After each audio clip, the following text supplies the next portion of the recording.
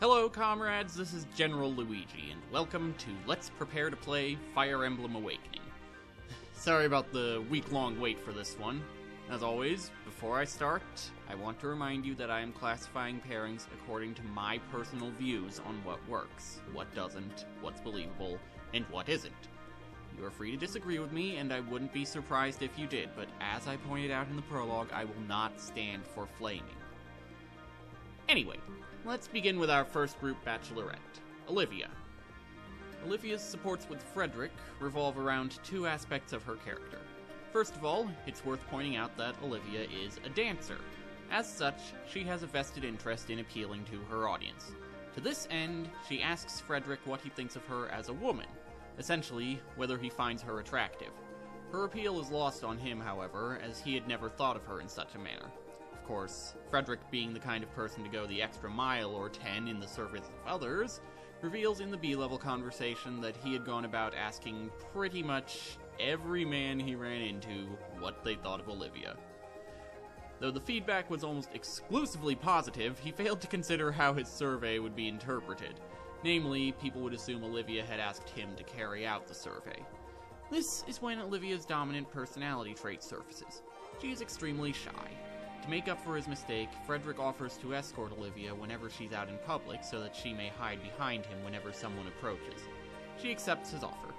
Bit by bit, Frederick grows fond of her, and by S level, he has fallen in love with her. While it's easy to see Frederick falling in love with Olivia, I feel the supports are a bit vague when it comes to showing Olivia's alleged feelings for Frederick. Though the pairing's cute, it strikes me as a bit forced, so I'm making it a Class 1 pairing. Olivia's supports with Stahl do a good job of bringing up Olivia's shyness while also calling attention to what a nice guy Stahl is. In the beginning, Stahl has a favor to ask of Olivia, but when his presence causes her to panic, he instead hands her his request in writing so as to minimize the discomfort he caused. When Olivia reveals that she's always been exceedingly shy around strangers, Stahl decides to do an impression of someone Olivia knew, hoping she'd be calmer if that were the case. It turns out to be an absolutely horrible impression. It works in a roundabout way, though. Stahl is so embarrassed by his failure that Olivia grows a bit more at ease. Time passes between the B and A level conversations, during which the two of them grow closer to the point that Olivia feels perfectly comfortable around Stahl. Come S level, they've fallen in love. The conversation does a good job of showing just how far Olivia's come, and also shows Stahl getting a bit bashful for a little extra cuteness. I can easily believe these two falling in love. Class 3. Olivia's supports with Kellum are another food-themed series of supports, so they also bring up Kellum's general lack of presence. The supports start off with Olivia asking for advice on how to do more for the army besides dance. Kellum suggests cooking sweets for everyone. Olivia likes the idea and thanks the tree she had been talking to for it. Yep, Olivia didn't even notice Kellum. She apparently thought Kellum's advice was just something she imagined the tree saying in response. At least I hope that's the reason for her thanking the tree. Anyway, Olivia takes Kellum's advice and Kellum helps her with ingredients, though she doesn't notice him doing so. Eventually, Kellum manages to get Olivia to notice him. As thanks for his help in making the sweets, she offers him some rock candy. Eventually, Kellum proposes to Olivia, taking advantage of his natural stealthiness to place a ring in Olivia's purse without her noticing. It's cute, but I didn't really see much of a bond forming between the two of them in the conversations leading up to the proposal. Class 1. Olivia's supports with Lon'qu are interesting in that they call minimal attention to Lon'qu's difficulties with women. It's still brought up a few times, but the main focus is on something else, an exhibition trick that Lon'qu is trying to master. The trick involves cutting a flask full of water without spilling any of it. Olivia, having observed someone actually pull it off in the past, offers to help Lon'qu improve his technique. The B-level and A-level supports pretty much revolve around Olivia offering words of encouragement as Lon'qu continues to try, but fail, to master the trick. Once they hit S-level, Lon'qu finally pulls it off. It's at this point that Lon'qu and Olivia recognize their feelings for each other, and Lon'qu proposes to her. The conversation itself does a good job of showing how they feel about each other. My problem is that I don't see much of a bond forming in the conversations leading up to S-level. However, the S-level conversation in itself is handled well enough for me to make this a Class 2 pairing. Olivia's supports with Rickon reveal that they're both into stories, and Olivia happens to know a fair number of stories by heart. The two end up bonding to an extent over Olivia's stories. In particular, it turns out Rickon has trouble with scary stories. What, you thought shy little Olivia would be playing that role? Well, you thought wrong if that was the case.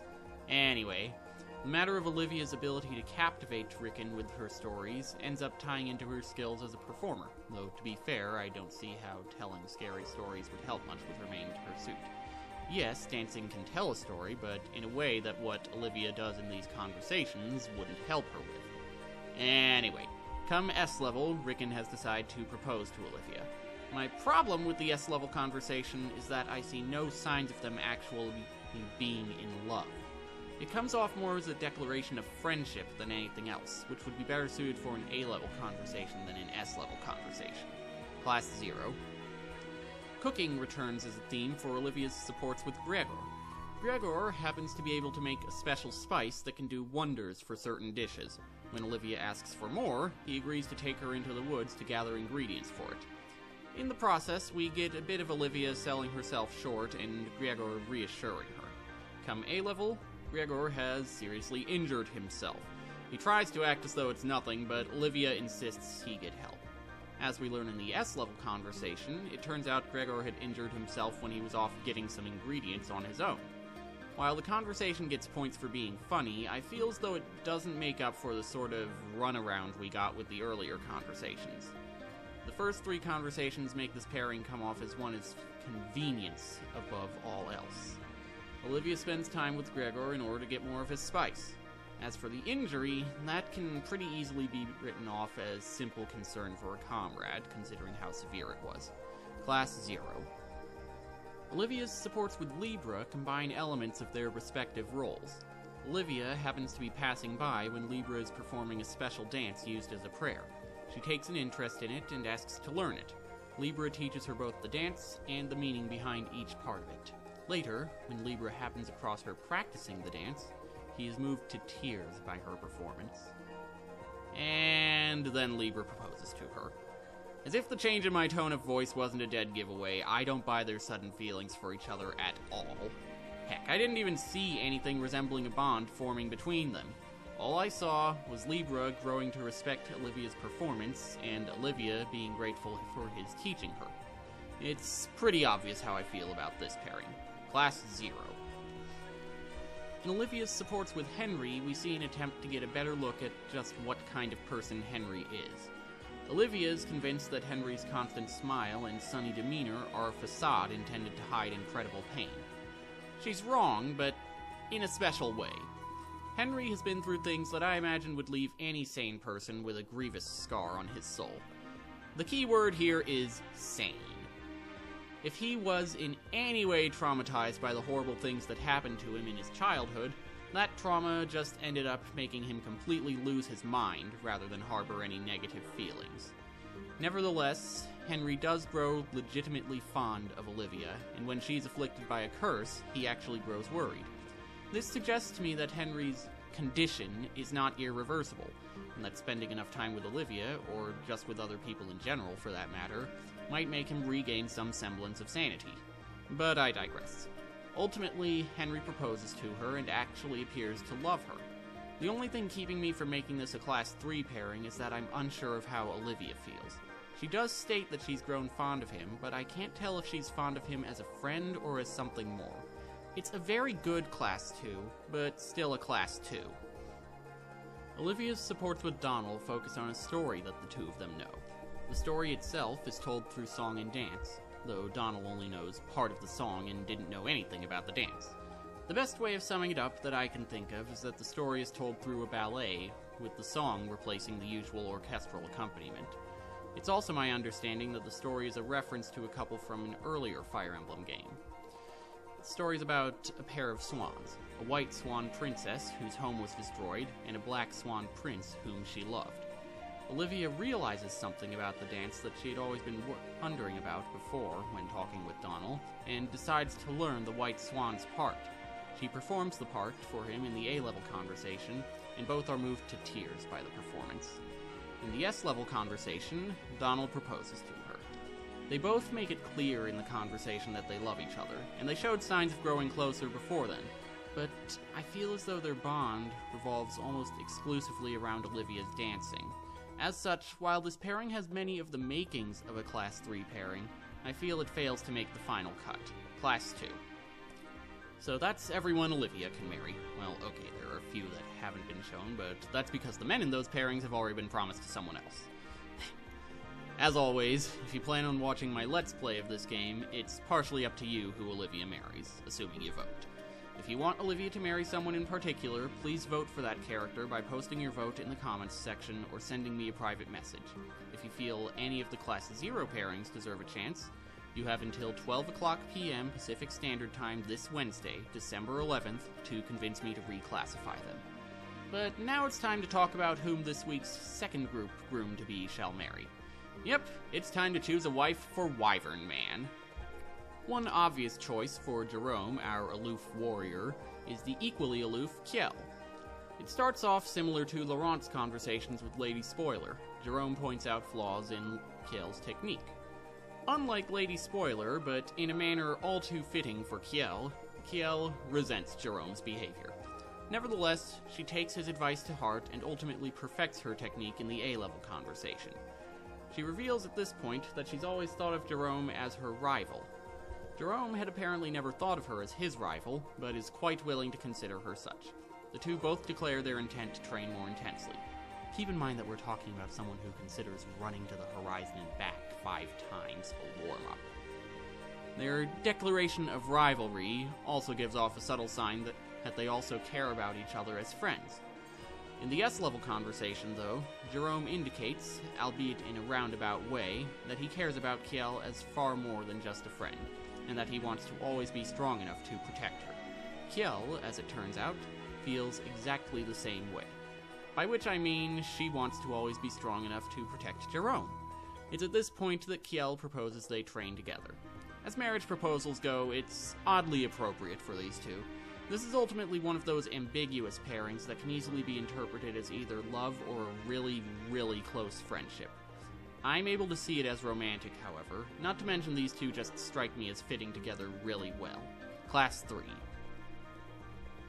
As for Morgan, well, we've seen how silly she tends to be. She turns out to be curious about Jerome's mask and why he's wearing it. She makes a few attempts to guess why he wears it, only serving to annoy him by doing so. She eventually takes it upon herself to get Jerome to stop wearing his mask, and to aid the transition, she makes a bunch of different masks for him to wear, one for each mood. Jerome is, unsurprisingly, not interested. He acknowledges as an aside that she means well, but nevertheless refuses to wear one of her masks. His doing so offends her, however, and in the S-level conversation, he makes up for it by removing his mask for her. By this point, he gives every indication that he has fallen for her, and Morgan feels the same way. I think my issues with this pairing are pretty obvious. There's no real indication that Jerome cared about Morgan in any of the previous conversations, so this sudden about-face strikes me as coming completely out of nowhere. Class 0.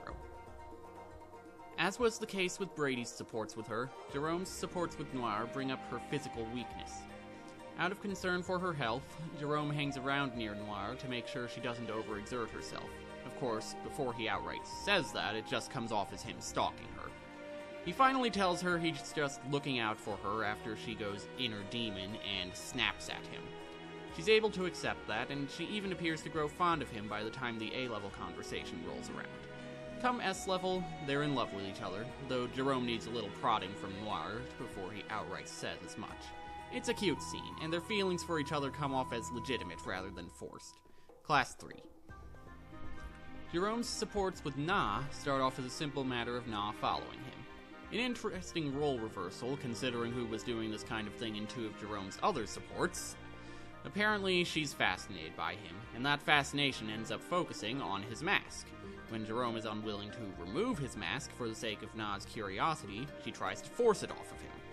Come A-level, she even goes full-on dragon in her attempts to get Jerome to take off his mask. Eventually, she reveals that she was just playing with him and that she only went that far because she believed Jerome wouldn't play with her if she had just outright asked. Jerome eventually apologizes for his earlier behavior in their S-level conversation and offers to play with her. She suggests they get married. Jerome manages to persuade her to wait on that one until he's made up his mind. Still, it bugs me that the proposal was made at that point. Not to mention, Na implies that her reasons for marrying Jerome are just as much out of curiosity as they are out of love. Then, of course, there's the simple fact that Jerome doesn't appear to feel the same way about Na just yet. Class 0. The second group's starting to run low on options, huh? Just wait until the final vote for that group. Only 2 options left at that point, just like American politics. Anyway, as always, if you plan on watching my Let's Play of this game, it's partially up to you who Jerome marries, assuming you vote. If you want Jerome to marry someone in particular, please vote for that character by posting your vote in the comments section or sending me a private message. If you feel any of the Class 0 pairings deserve a chance, you have until 12 o'clock p.m. Pacific Standard Time this Wednesday, December 11th, to convince me to reclassify them. The polls will close at 12 o'clock p.m. Pacific Standard Time this Saturday, December 14th. I look forward to hearing from all of you, and I will see you next time.